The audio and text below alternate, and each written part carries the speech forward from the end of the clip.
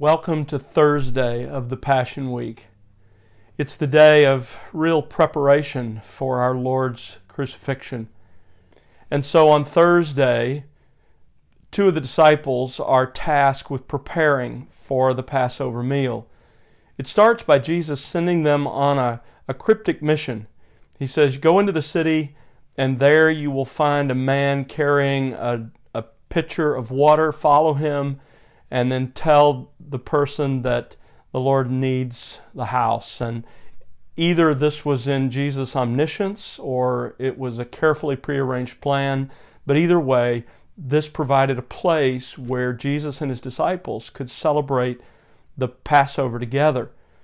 And why it had to be done cryptically was to hide it from Judas. Remember, Judas on Wednesday had arranged that he was going to betray Jesus, and he was looking for a time when they would be alone.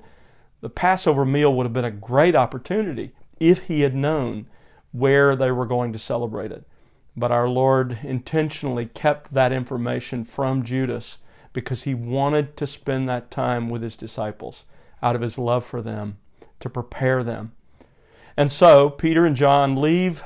Everything unfolds exactly as Jesus described, and they make preparation. That afternoon, they would have taken the lamb to the temple, and there they would have been given a knife near the altar. They'd have been given a knife to kill the lamb. One of them would have slit the throat of the lamb.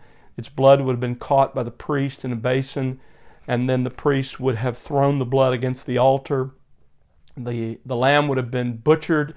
The parts that were supposed to have been would have been burned, and then the carcass would have been returned to Peter and John to cook for the Passover meal. So they would have gone then to the house that they have already now, at our Lord's direction, arranged.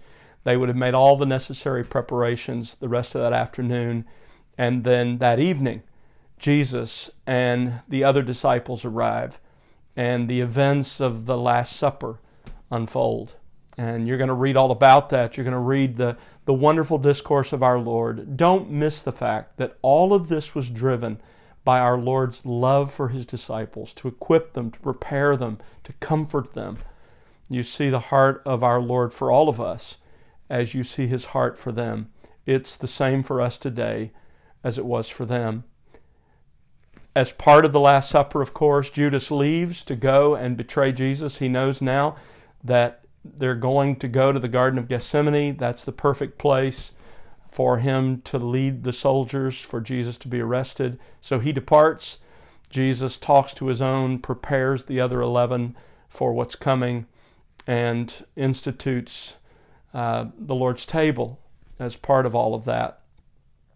In addition then, of course, after singing a hymn, they depart, they go to Gethsemane, and there the events of Gethsemane unfold with Jesus pouring out his heart to the Father and anticipating what's coming. The disciples, you remember, sleep because of sadness, because of the events of the day, because of all Jesus has just told them.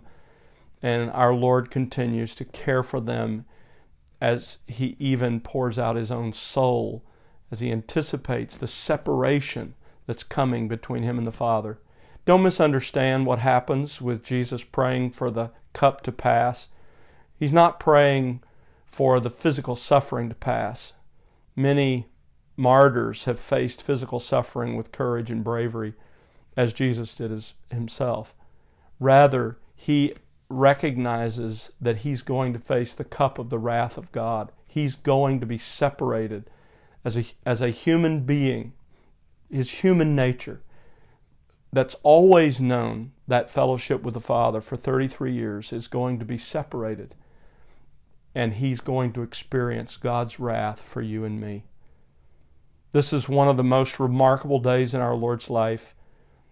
Enjoy reading about it, and remember his profound love for us who are his own.